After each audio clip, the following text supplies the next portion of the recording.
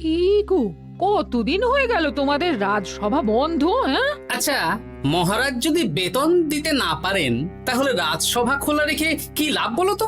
বলি বাড়িতে যা চাল আছে রান্না হবে না কিন্তু। হ্যাঁ, সেই জন্যই তো হিসেব করছি। বাড়িতে অপ্রয়োজনীয় যা যা জিনিসপত্র আছে সেসব বেচে দেব। আর বেচার মতো কিছুই নেই গো। দেখো, তুমি সব সময় আমার পরেই খাও, তাই আমাদের একটা করে থালা বাটি বেচে দিলে তো কোনো সমস্যা নেই গিন্নি। এই তোমার মাথা না কাজ করছে না। যাও বাইরে ঘুরে এসো, পারলে বাজার থেকে ধার করে হলেও একটু চাল নিয়ে এসো। দেখি যদি কোনো সহৃদয় ব্যক্তি চাল দেয়।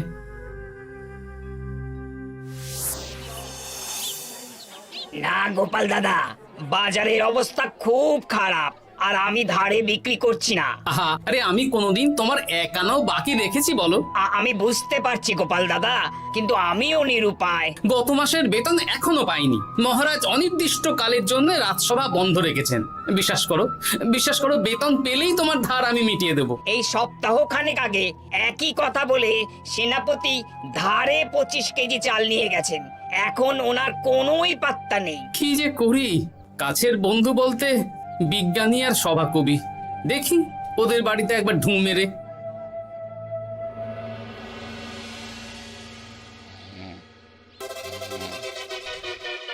কৃষ্ণনগর কৃষ্ণনগর কৃষ্ণনগর শূন্য। হ্যাঁ, এবারে একটা মোহরও নেই।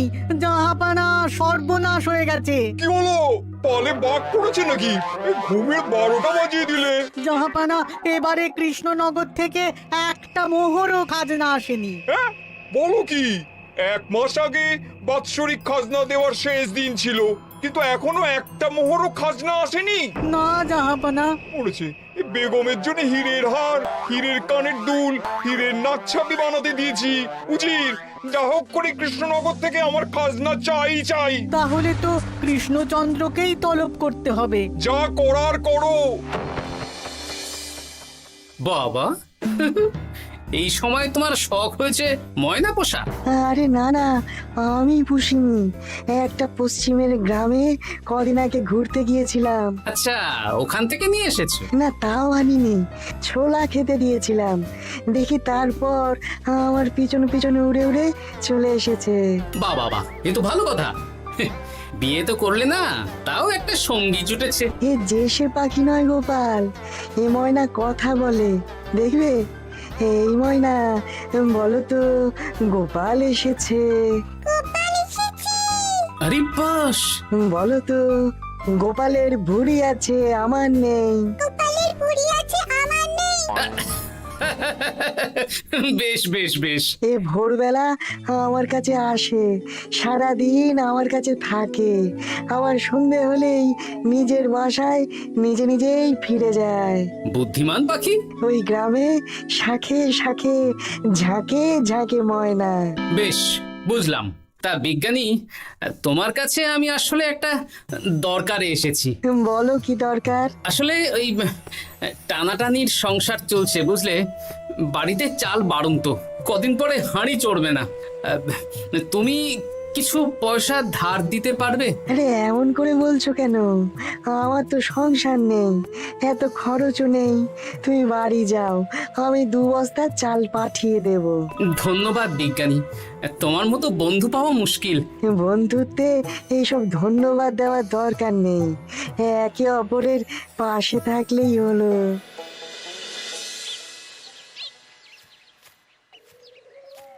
এ কি গো, খালি হাতে ঢুকছো যে? বিজ্ঞানী আমাদের 2 বস্তা চাল পাঠাবে, তাই কিছুটা হলেও চিন্তা কমলো, বুঝলে। ওমা, এই তো সারা বাজার ঘুরে তো ধারে চাল পেলাম না, অগত্যা বিজ্ঞানীর বাড়ি গেলাম। উনি সত্যি তোমার বন্ধু? হ্যাঁ, হ্যাঁ গিন্নি, জানি না কতদিন আমাদের রাজসভার সমস্যাটা চলবে। দেখি অন্য কোনো কাজে লাগতে হবে, বুঝলে। এই দেখো দেখো, যা করার তাড়াতাড়ি করো, এভাবে তো আর চলতে পারে না গো। কি নবাব বাহাদুর আমাকে ডাকছেন? হ্যাঁ, জাহাপনা আপনার উপরে রেগে আছেন। অতি সত্বর আপনাকে দেখা করতে বলেছেন। এবারে চাষাবাদের মন্দার কারণে রাজস্ব আদায় তেমন ভালো হয়নি, তাই খাজনা পাঠাতে পারিনি। আর কিছুদিন অপেক্ষা করতে বলুন, আমি ঠিক খাজনা পাঠিয়ে দেব। এখন আর খাজনা নিয়ে কথা বলবেন কিনা জানি না। আপনাকে নবাব এই আদেশ পাঠিয়েছেন, আপনি 2 দিনের মধ্যে নবাব বাহাদুরের সাথে দেখা করবেন। আচ্ছা ঠিক আছে।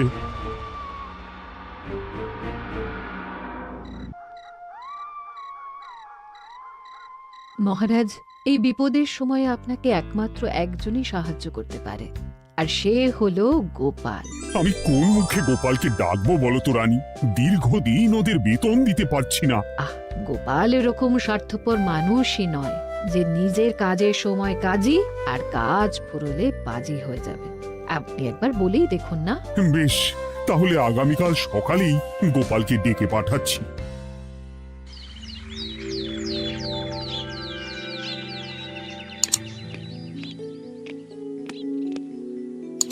আসতে পারি মহারাজ? হ্যাঁ গোপাল, এসো এসো। মহারাজ, আমাকে হঠাৎ ডেকে পাঠালেন যে? শোনো, নবাব বাহাদুর বলেছেন ওখানে যেতে হবে, কারণ এবারে কৃষ্ণনগর থেকে কোনো খাজনা পৌঁছয়নি। মহারাজ, আপনি গেলেও বিপদ, না গেলেও বিপদ। হ্যাঁ, সেটাই তো আমাকে সবচেয়ে বেশি ভাবাচ্ছে, কিন্তু না গেলেই যে নয়। তাহলে এক কাজ করি মহারাজ, আমিও বরং আপনার সাথে যাই। যা বিপদ আসবে একসাথে লড়বো। ও গোপাল, তুমি যেন আমার বুক থেকে পাথর নামিয়ে দিলে। তোমাকে যে কি বলে ধন্যবাদ জানাবো। তাহলে কখন বেরোবেন বলুন? আজকে সন্ধ্যের দিকে বেরিয়ে পড়বো, তাহলে কাল সকাল সকাল মুর্শিদাবাদ পৌঁছে যাব। কতদিন থাকতে হবে তো কিছুই জানি না, তাহলে ওই 3-4টে জামা কাপড় ধুতি নিয়ে নেব, কি বলেন? হ্যাঁ হ্যাঁ, তাই নিও। তাহলে সন্ধ্যেবেলা রাজবাড়িতে এসো, একসাথেই বেরিয়ে পড়বো। আচ্ছা মহারাজ। বলি, তোমার কি মুর্শিদাবাদে না গেলেই নয় গো? আমাকে তো যেতেই হবে গিন্নি। জানি নবাব বাহাদুর কিভাবে ছক করে কল করে, তুমি সাবধানে থেকো গো। দেখো, আমি যখন যাচ্ছি তখন নবাব বাহাদুরকে এবার সাবধানে থাকতে হবে। হ্যাঁ, ঠিক আছে ঠিক আছে, মাথা ঠান্ডা রাখবে, বেশি ওস্তাদি করতে যাবে না। এমনিতেই আমাদের অবস্থা এখন ভালো নয়। আরে তুমি অতিরিক্ত চিন্তা করো না তো গিন্নি। জাহাপনা, কন্যাগুলো কবে আসবে? এখনো 2-3 দিন সময় লাগবে বেগম। এত সময় লাগছে কেন জাহাপনা?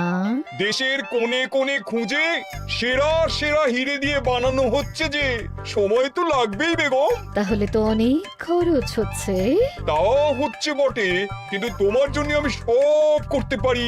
আমাদের মুর্শিদাবাদের হীরালালের হাতের কাজ দেশের সেরা। আপনি সত্যি আমাকে ভালোবাসেন, আমার জন্য এত খরচ করে গয়না বানিয়ে দিচ্ছেন। তুমি খরচ নিয়ে এত চিন্তা করো না। কৃষ্ণনগর থেকে এই বছর ভালো খাজনা প্রাপ্য ছিল, কিন্তু এখনো একটা কানাকড়িও আসেনি। তাহলে আপনার গয়না বানাতে যা খরচ হবে সব আপনার সিন্দুক থেকে দিয়ে দেবেন? না না না, কৃষ্ণনগর থেকেই আদায় করব, ওকে তলব করেছি। আচ্ছা, সহিস, গাড়ি ছাড়ো। যথাজ্ঞা মহারাজ। এই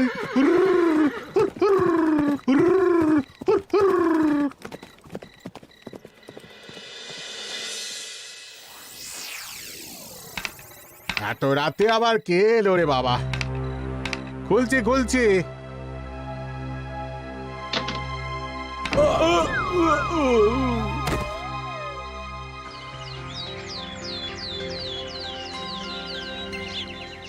সর্বনাশ হয়ে গেছে জাহাপানা।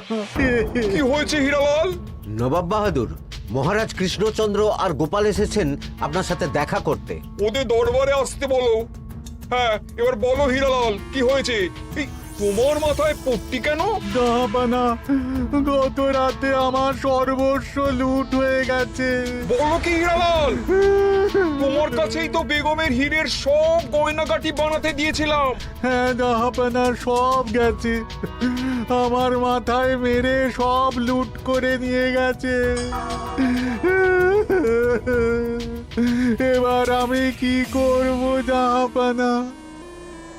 বেগম সাহেবা, আপনার গয়না যে হীরালাল শেখরার কাছে জাহাপনা বানাতে দিয়েছিলেন, ওনার সব লুট হয়ে গেছে। মানে? আমি এক্ষুনি নিজের কানে শুনে এলাম, এখন হীরালাল শেখরা এসেছে। আমি এক্ষুনি যাচ্ছি। কি করব জাহাপানা? আমার তো সব শেষ হয়ে গেল। আমি কোনো কথা শুনতে চাই না, আমার ওই হীরের গয়নাগুলো চাই। চাই বললেই তো পেয়ে যাবে না। এখন এই গয়না শুধু নয়, হীরালালের সব সোনা দানা চুরি হয়ে গেছে। সেগুলো খুঁজে পেতে হবে। বিগত কয়েক বছর আমার মুর্শিদাবাদে কোনো চুরি ডাকাতি হয়নি। প্রত্যেকটা গ্রামবাসী সুখে শান্তিতে আছে। বাইরের কোনো শত্রু আসারও সুযোগ নেই। গ্রামের সীমানায় দিন রাত প্রহরী থাকে। যদি এসেও থাকে, পালাতে পারবে না। এবারে তাহলে চোরটা কে বুঝবো কি করে? এসব সামান্য চোর ধরার কাজ আমার কাছে নস্যি। জাহাপনা, আপনি যদি কৃষ্ণনগরের এবছরের খাজনা মকুব করে দেন, তাহলে আমি চোর ধরার ক্ষেত্রে সাহায্য করতে পারি। ঠিক আছে কৃষ্ণচন্দ্র, তোমার এই গোপাল যদি চোর ধরে দিতে পারে, তাহলে এবছরের খাজনা মুকুব। আগে আমি ওই শেখরার সাথে একান্তে কিছু কথা বলতে চাই। বেশ, প্রহরী প্রহরী, তুমি গোপাল আর শেখরাকে একটা ঘরে নিয়ে যাও। আসুন। এবার আপনি চুরির ঘটনাটা বলুন। চুরি না, ডাকাতি। সে যাই হোক, বলুন বলুন। গতকাল রাতে, তারপর সকালে জ্ঞান ফিরে ঘরে গিয়ে দেখি সব ফাঁকা। আমার ঘরের সাথেই লাগোয়া দোকান। আচ্ছা, দেখুন, আমি আপনার কথা শুনে আর একটু আগের যা আলোচনা শুনলাম, তার থেকে মনে হচ্ছে এই চোর স্থানীয় চোর। কি করে বুঝলেন? কারণ বাইরের চোর হলে তো এত নিখুঁত কাজ করা সম্ভব নয়। চোর নিশ্চয়ই আপনাকে ব্যক্তিগতভাবে চেনে। হ্যাঁ, এবার মশাই আপনি বলুন তো, আপনার কোনো শত্রু আছে? না, শত্রু নেই তেমন। আমার সাথে কারো সম্পর্ক খারাপ নেই। আর আমাদের পাড়ায় সবাই ব্যবসায়ী, সবাই সম্ভ্রান্ত লোকজন। বেশ, তাহলে সব ব্যবসায়ীদেরকেই ডাকতে হবে। আমি নবাব বাহাদুরকে বলে দিচ্ছি, আপনি এখন আসুন। নবাব বাহাদুর, আপনি ওই গ্রামের সকল ব্যবসায়ীদের আপনার মহলে ডাকার ব্যবস্থা করুন। সবাই কিন্তু বেশ সম্ভ্রান্ত ব্যবসায়ী। সে হোক না, ওই গ্রামে তো সবাই ব্যবসায়ী, আর বাইরের কোনো লোক গ্রামে ঢোকেনি বা বাইরেও যায়নি। তাই যদি কেউ চোর থেকে থাকে, তাহলে ওই ব্যবসায়ীদের মধ্যেই আছে। বেশ, আমি সবাইকে আমার মহলে নিয়ে আসার ব্যবস্থা করছি। আর একটা ফাঁকা বড় ঘর চাই, যেখানে চোর ধরার পরীক্ষা হবে। আর সেই ঘরে আমাদের কৃষ্ণনগরের ঘোড়া চোর ধরবে। হ্যাঁ, ঘোড়া চোর ধরবে? হ্যাঁ, যে ঘোড়ার গাড়িতে আমরা এসেছি সেই ঘোড়া। যদি চোর না ধরতে পারো, তাহলে পুরো খাজনা তো গায়ের জোরে নেব, সাথে সাথে কৃষ্ণনগরটাও কেড়ে নেব।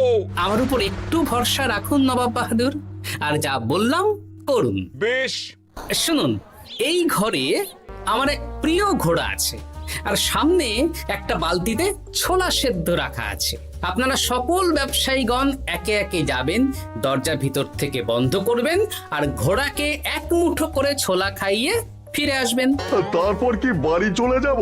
না, সবার ছোলা খাওয়ানো হয়ে গেলে আমি ঘোড়ার কাছে যাব, আর ঘোড়া কানে কানে আমাকে বলে দেবে কে চোর। তাহলে আর দেরি কেন, সবাই একে একে যাও।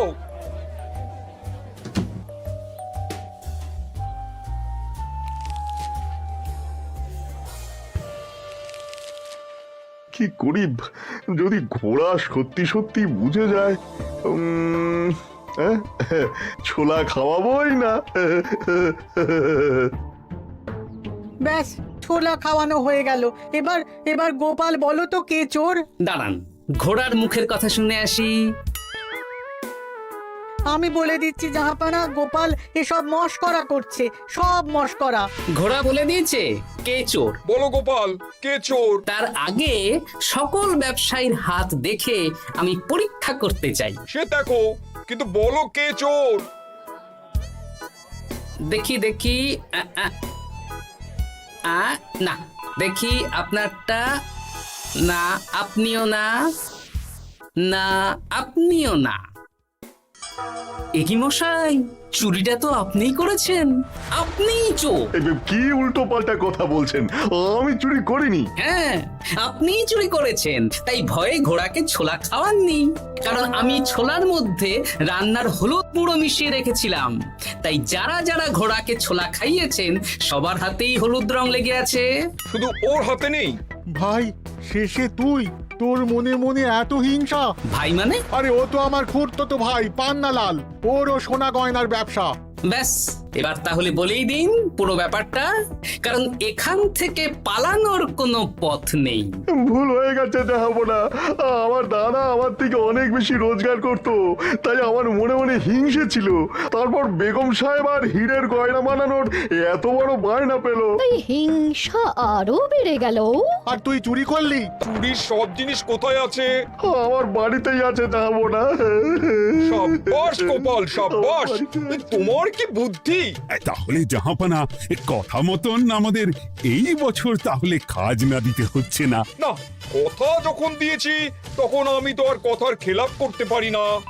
আচ্ছা গোপাল, তোমার তো এত বুদ্ধি, আমার একটা শখ পূরণ করতে পারবে? কি শখ বলুন নবাব বাহাদুর। আমার অনেক দিনের ইচ্ছে একটা হাওয়া মহল বানাবো, কিন্তু ঘরামি রাজমিস্ত্রি কেউই বানাতে পারবে না বলছে।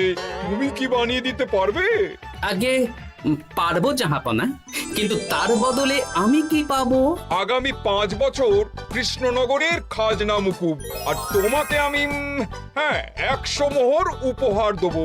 বেশ, তাহলে আপনি আমাকে দিন 7 সময় দিন, আর 7 দিন পরে আমার বাড়ির সামনে চলে আসুন। হাওয়া মহল বানিয়ে রাখবো, আপনি নিয়ে যাবেন। বেশ, তাহলে 7 দিন পরে কৃষ্ণনগরে দেখা হচ্ছে। যদি না বানাতে পারো তাহলে কিন্তু আগামী 5 বছর কৃষ্ণনগরকে দ্বিগুণ খাজনা দিতে হবে, এই আমি বলে দিলাম। বেশ, রাজি।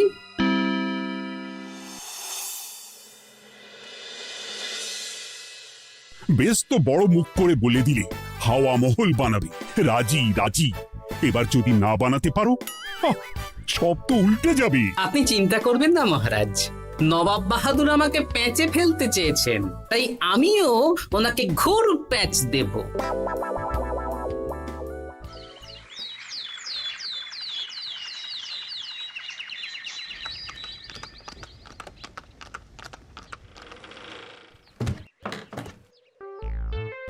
কি গোপাল, আরে কোথায় আমার হাওয়া মহল?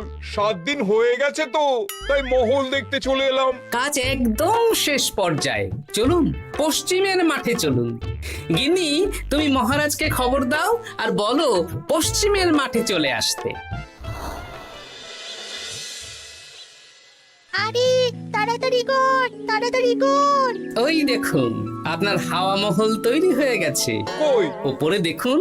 ওরে, নবাবের হাওয়া মহল বলে কথা, ইট কথা হয়ে গেছে। এবার রং কর, রং কর। হাওয়া মহল রং করছি তো, এত তাড়া দিস না। আরে তাড়াতাড়ি কর, তাড়াতাড়ি কর। আরে এসব আবার কি? ময়না পাখি হাওয়া মহল তৈরি করছে? হ্যাঁ, হাওয়া মহল তো, তাই হাওয়াতেই তৈরি হচ্ছে। হাওয়া তো আর চোখে দেখা যায় না, আমি তৈরি করিয়ে দিয়েছি। এবার জাহাপনা আপনি নিয়ে যান। হয়ে গেল, এবারেও গোপাল দাও মেরে দিল। মানে আমি কি করে? সে তো জানি না জাহাপনা, আপনি বলেছিলেন হাওয়া মহল বানিয়ে দিতে হবে, আর আমি আপনার আবদার পূরণ করেছি। এখন আগামী 5 বছর আমরা খাজনা মুক্ত। সাব্বাস গোপাল। ওরে, রংটা ভালো করে কর, ভালো করে কর। নবাবের হাওয়া মহল। গোপাল, তুমি সত্যিই বুদ্ধিমান, তোমার বুদ্ধির জবাব নেই। শোনো, আগামী 5 বছর কৃষ্ণনগরের খাজনা মুকুব, আর এই নাও তোমার 100 মোহর উপহার। এবার বলো তুমি এই অসম্ভবকে সম্ভব করলে কি করে? আমি বুঝতেই পেরেছিলাম আপনার মুর্শিদাবাদের চোর ধরার পরে আপনি আমাকে যখন হাওয়া মহল বানাতে বললেন তখন নিশ্চয়ই কোনো উদ্দেশ্য আছে, কারণ আপনি তো মন থেকে চাননি যে খাজনা না দিয়ে আমরা মুক্তি পাই। তাই গোপাল এই চালটা চাললো। যদিও আমি গোপালকে একটু সাহায্য করেছি। কিরকম সাহায্য? কদিন আগে আমি বিজ্ঞানীর ঘরে গিয়ে দেখি একটা ময়না হুবহু মানুষের মতন কথা বলছে, আর বিজ্ঞানী বলল এরকম অনেক ময়না পাখি আছে। ব্যাস এই এক সপ্তাহ ধরে আমি ময়নাগুলোকে বিভিন্ন বুলি শেখালাম, আর ওরা সেগুলোই বলে চলেছে। নয় হ্যাঁ। ওরে রংটা ভালো করে কর, ভালো করে কর, নবাবের হাওয়া মহল। মহারাজ 100 মোহর আপনি রাখুন, আমাদের সব সভাসদদের এই মোহর থেকেই আপাতত বেতন দিয়ে রাজসভা শুরু করুন। ধন্যবাদ গোপাল, তোমাকে আমার সভাসদ পেয়ে আমরা সবাই ধন্য। আর বিজ্ঞানীকেও।